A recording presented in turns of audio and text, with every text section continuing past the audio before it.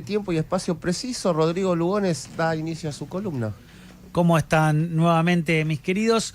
César, la semana pasada hicimos... Y queridas. Y queridas, y querides loco, ¿qué también. onda? Incluyamos a todos, todas y todes.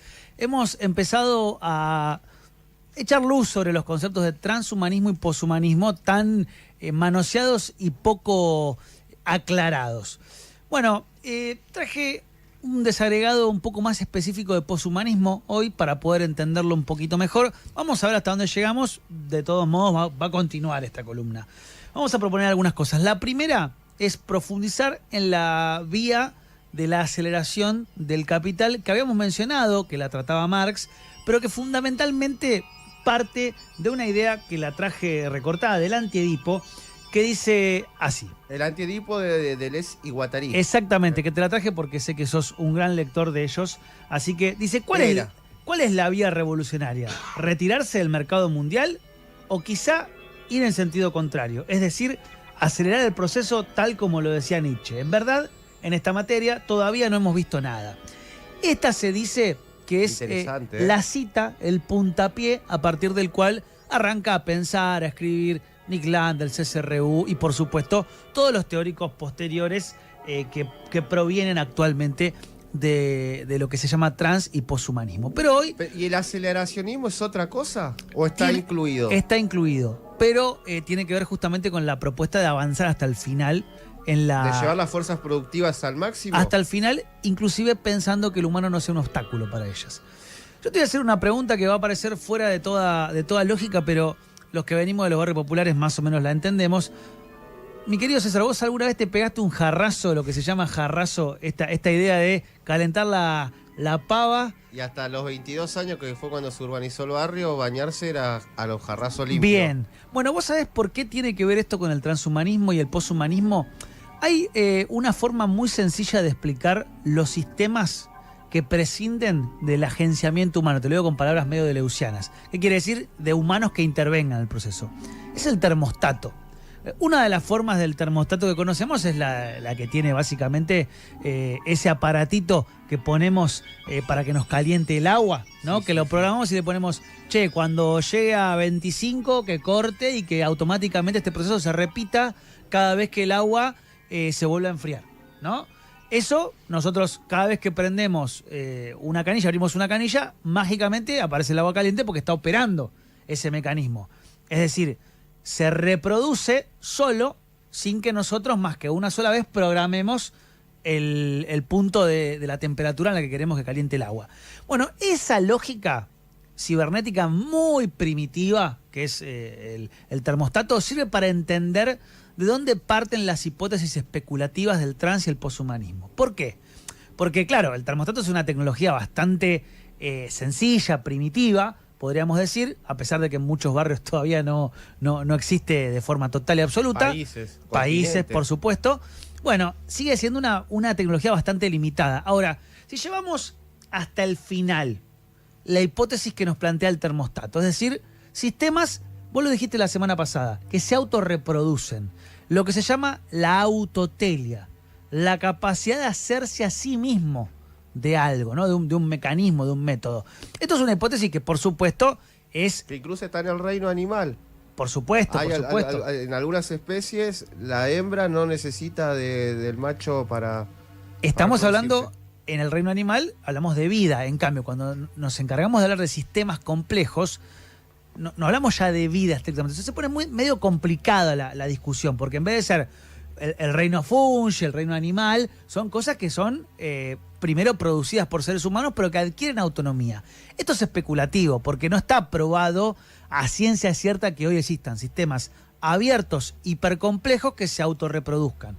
Esto es la conciencia artificial, por ejemplo. Por ejemplo, eso es una hipótesis especulativa. Ahora, todavía, por ejemplo, no hay una inteligencia, una conciencia artificial que sea capaz de activar el lanzamiento de una bomba nuclear. Por supuesto, por ejemplo. Sigue siendo un ser humano que tiene que apretar el botón rojo. Pero si pensamos la proyección de una tecnología, si nos vamos 20 años para atrás, cuando apareció el Nokia 1100, bueno, estaba en ese pequeño Nokia las posibilidades que hoy tiene el último iPhone. De alguna manera, ese desarrollo... Un preanuncio está anunciado. Y de alguna manera...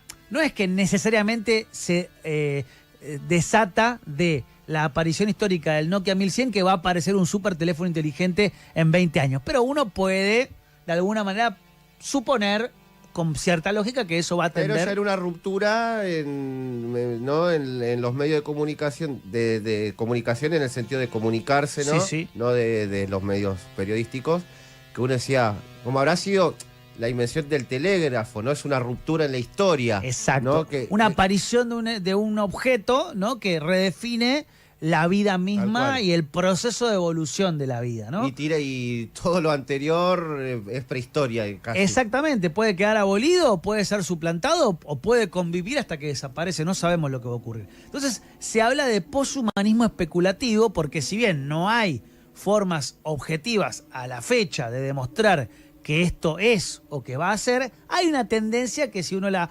estira un poco, bueno, de ahí puede salir una reflexión. ¿Quién es el principal exponente de este pensamiento? El otro día hablábamos de que veníamos hinchando mucho con Linkland. Bueno, vamos hoy aquí en el último grito Está muy hype Linkland, ¿no? Sí. Lo lee la derecha, lo lee la izquierda, lo lee el intermedio, ¿no? Lo lee el que no lo lee el que también habla de él, digamos, Sí, ¿no? También, sí. porque pasa mucho.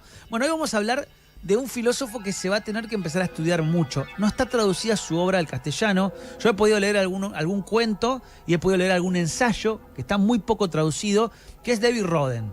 Un filósofo David británico, Roden. sí, poshumanista. De hecho, su obra más interesante o más destacada es Post-Human Life, básicamente así como vida poshumana, si es que es posible pensar la vida de la vereda de enfrente de lo humano, ¿no? Es un desafío, una provocación autoral. El libro es del 2014. Mira, me hiciste acordar que está en cartelera Alphaville de Godard, Ahí va. que recomendamos con énfasis Que para tiene- que la vean. tiene mucho el que cine ver. es de Buenos Aires. Tiene mucho que Tiene ver. mucho que ver con esto que estás hablando, por eso me acordé. Yo hace poco participé de una discusión que no le interesó a nadie, pero que a mí me parecía muy importante, con la gente de Cabaret Voltaire, ¿no? Que es un streaming de la ciudad de Rosario. Ellos llevaron a Nico Lantos, ¿sí? Sí, es un periodista, un comunicador, que él decía, todos estos magnates toman a Lovecraft, pero no entendieron que leyeron a Lovecraft mal, decía él, ¿no? Porque en la obra de Lovecraft los monstruos son los malos. Entonces yo le dije, muchachos, discúlpenme por esta nerdeada, que de hecho la compartí con el amigo Marcelo Acevedo, pero lamento decirles que para Lovecraft no estaban ubicados del lado de los malos porque Lovecraft tiene un curioso y bastante cuestionable sentido extramoral para presentar sus planteos literarios y en última instancia filosóficos, ¿no? Primero porque era un racista confeso y porque tenía una aversión muy grande por el género humano particularmente. Y además, porque por eso va a ser tan importante para la filosofía contemporánea que estamos tratando de estudiar, que es el transhumanismo y el poshumanismo, porque todos desde Acker hasta Harman, Morton, lo toman como referencia. Estoy nombrando filósofos contemporáneos que lo toman como referencia. Lovecraft se volvió una referencia de la filosofía contemporánea. ¿Por qué?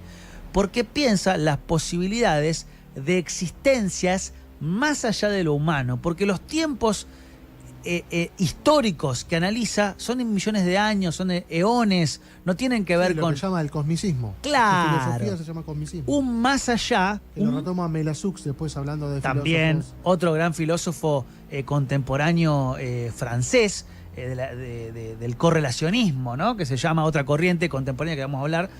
¿Por qué ocurre esto? Bueno, lo toman a Lovecraft porque es alguien que se animó a pensar trascendencias a lo humano desde el punto de vista del horror, hoy lo estamos hablando, y de hecho aparece esta idea del horror cósmico como filosofía, el horror en la filosofía, y aparece la posibilidad de pensar, por ejemplo, los xenomorfos, ¿no? Este bicho que aparece en Alien. O en The Thing de Carpenter, ¿no? Ese tipo de monstruosidad, ¿no? Ese 100% de Lovecraftiano, claro. Exactamente, entidades que trascienden lo humano y que nos ayudan a pensar las hipótesis de... Trascienden a la materia inclusive, porque en The Thing, que es bien de Lovecraft. Porque son El tiempo, la materia, lo humano. son sistemas y formas y temporalidades que no guardan relación alguna con el ente antropocéntrico. No les interesa. Y sí, con nuestras concepciones no sabemos. Ni siquiera son antropomórficos, porque Claro. pueden ser monstruos que tienen espinas de oro, cosas que o tipo moluscos absolutamente extraños. lo desconocido. En efecto, ahí vamos. Justamente, el punto es no guardar ninguna relación con lo humano y que la reflexión permita dos polos. El polo radical del poshumanismo especulativo, bueno, es llevar las fuerzas productivas a un nivel de desarrollo tal que pueda prescindirse de cualquier intervención humana y que se autorreproduzcan, pero completamente prescindiendo del género humano. Y decir, ojo, porque tal vez el humano es inclusive un obstáculo para el desarrollo, como lo decíamos la semana pasada. Después, hay otras formas un poco más progresivas de acercarte al problema, que son, yo digo, la hipótesis de Star Wars. ¿Ves? Cuando uno ve Star Wars, dice, che, está Anakin Skywalker, está Arturito, está, no sé, Java de Hutt, me vuelve loco. está Java de Hutt, está... Hay un montón de gente que convive y que no proviene de la misma especie. Total. Y está conviviendo, así como convive un oso, una hormiga y un ser humano. Y la temporalidad de millones de años de luz de distancia, ¿no? Exactamente, pero que no por eso necesariamente tienen que llevar una coexistencia belicosa, sino que pueden de alguna manera integrarse en otra cosa que pueda, bueno, vincularse en la medida que se puede vincular.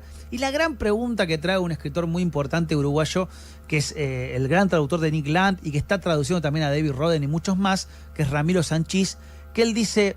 ¿Está el humano preparado, primero, para identificar formas de inteligencia que no sean humanas como tales? Y por otro lado... Y ni siquiera humana, que figurativamente, ¿no? Que la resonancia o el parecido con, ¿no? Con la, aceptar que pueda la corporalidad o, claro, o inclusive hasta el alma, no sé. La idea de inteligencia está asociada al ser humano. Y él dice, Exacto. ¿qué tal si existen formas de inteligencia no humanas que sean respetables, que no impliquen la aniquilación de lo humano? Que impliquen, bueno... Más onda en la ET. Claro. Más chill. Che, ¿podemos tener una buena relación con algo que inclusive sea más copado Porque o digo, más... el mismo Spielberg hace encuentros cercanos del tercer tipo, que te dan un miedo tremendo esos marcianos. Y enseguida te hace ET, claro. ¿No? Y enseguida te hace uno más... Una amigable. versión, vamos a decir, de poshumanismo especulativo radicalizada y una versión, bueno, más de coexistencia pacífica. Sí. Bueno, ese es un poco el núcleo al que vamos a atender a avanzar, pero ya nos estamos quedando sin tiempo, en las próximas columnas. David Roden, Ramiro Sanchís y el poshumanismo especulativo.